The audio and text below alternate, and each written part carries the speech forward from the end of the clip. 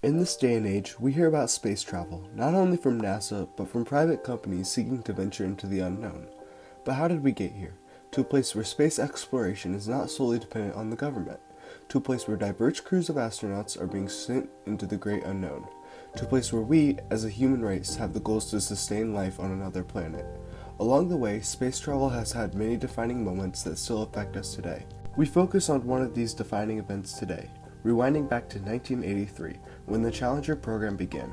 As a result of a rapidly expanding space program and a progressive culture, the Space Shuttle Challenger broke racial, gender, and occupational barriers by sending a more diverse crew to space, which led to a more inclusive space program while the program's failure inspired reform. Flashback to 1961, the height of the space race. John F. Kennedy makes a commitment to the moon in his famous speech at Rice University. We choose to go to the moon in this decade and do the other things, not because they are easy, but because they are hard. Because that goal will serve to organize and measure the best of our energies and skills. This statement caused a huge budget increase for NASA, reaching their highest budget yet, $5 billion annually in the mid-60s.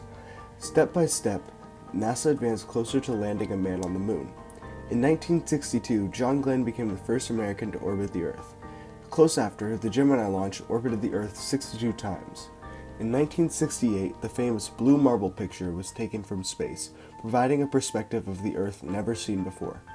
This picture opened people's minds to investigate the realm of space. 8 years after John F. Kennedy gave his speech, the Apollo 11 crew became the first humans to land on the moon successfully.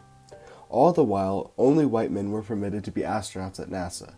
The astronaut application program required prospective astronauts to have graduated from the Air Force's test pilot training program. The program didn't allow women, in effect barring women from becoming astronauts. Society's norms kept groups such as women, African Americans, and immigrants out of the space program. But in the early 80s, women and minorities began to infiltrate the program. Sally Ride, the first American woman in space, famously said, "The women's movement had already paved the way, I think, for my coming." Around 1981, NASA moved into a new age, focusing on building space shuttles that orbited the planet. The shuttle made spaceflight cheaper and more routine, which allowed more astronauts to be sent to space. The first shuttle launch was in 1981, the ship being named the Columbia. In 1984, Ronald Reagan made an Apollo-esque announcement to build a space station in his State of the Union address. Tonight, I am directing NASA to develop a permanently manned space station and to do it within a decade.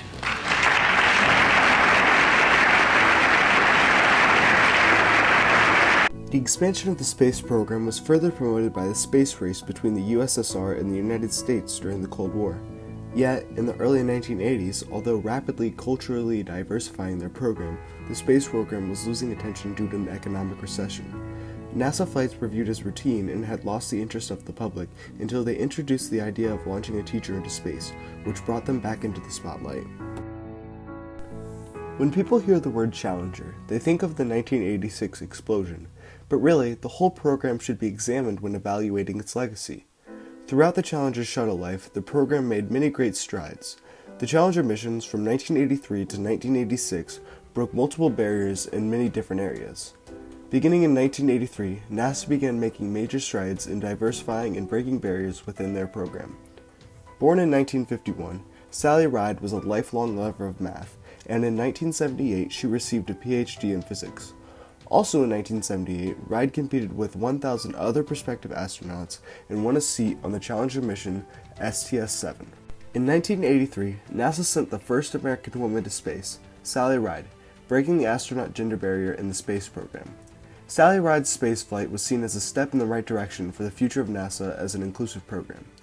Born in 1941, African-American Guyon Bluford grew up in a household that valued academic success. He became involved with the Air Force extensively, and in the Vietnam War he flew 144 combat missions. He then returned home and earned a PhD in aerospace engineering from the Air Force Institute of Technology. In 1978, Bluford was chosen from 10,000 applicants to join 34 others in the new Space Shuttle team. In 1983, NASA sent the first African American to space on the Challenger, Guyon Bluford, breaking the color barrier of space. Taylor Wang earned a doctorate in physics and then worked for NASA at the Jet Propulsion Laboratory. In 1983, he was selected as an astronaut and became the first Chinese person sent to space. In an increasingly progressive society, these strides help build a more diverse and modern space program without barriers. Despite these steps forward, the public had lost interest in the routine shuttle missions. In an effort to recapture the public's attention for spaceflight, Ronald Reagan introduced the Teacher in Space project, and public interest was recaptured. NASA began looking for possible candidates to display the space program's love for education. In their search, they found Christian McAuliffe, a teacher from Concord, New Hampshire. Due to fly on Challenger mission STS-51L, McAuliffe was set to break the civilian spaceflight barrier. On January 28, 1986, with 17% of the population watching, NASA sent the Challenger on the STS-51L mission, carrying Christian McAuliffe and 6 other astronauts. Moments after launch, the explosion that changed the space program forever occurred. This event shook America to the core. The explosion happened 73 seconds into the flight due to an O-ring malfunction caused by cold temperatures at launch. It was later found out in the Rogers Commission that the engineers had recommended a postponing of the launch the day of. NASA ignored these complaints due to the schedule pressure of launching the Teacher and went ahead with the launch, leading to disaster.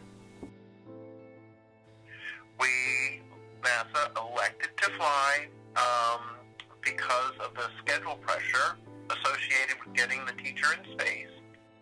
In the short term, NASA added a safety office and a shuttle safety advisory panel. They also made almost 200 design changes to the rocket and shuttle to make it safer. NASA started new construction on Space Shuttle Endeavour, but with the purpose of science and defense. This led to the development of a private space launch industry, which caused companies like Delta, Titan, and Atlas Centaur to step forward. The public's reaction was one of disappointment and grief. The public did not foresee the possibility of the space shuttle's failure. That's why people were so shocked. As a result, all over the world, people paid their respects. In Congress, the House and Senate suspended their sessions. In the 21-nation European Parliament, they held a moment of silence dedicated to the astronauts that had lost their lives. The United Nations Secretary General Javier Pérez de Cuellar expressed his condolences to Ronald Reagan, saying, "Truly, the entire world will grieve this tragic loss of life incurred in the advancement of the frontiers of human knowledge." Overall, safety measures were increased dramatically for the astronauts as safety standards were heightened. NASA began to acknowledge safety concerns on all levels. NASA became a cautious and conservative agency in order to reduce accidents. We've become more aware of understanding our risk, making sure that if we have concerns about those risks and the potential impacts of them, that everybody is heard, and safety is now one of our key core values.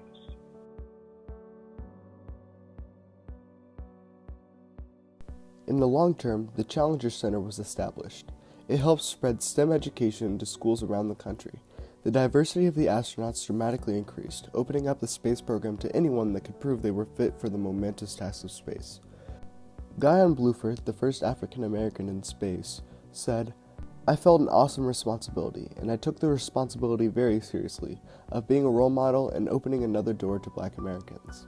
But the important thing is not that I am Black, but that I did a good job as a scientist and as an astronaut." The Challenger shuttle truly fulfilled Neil Armstrong's giant leap for mankind by expanding space to women and minorities.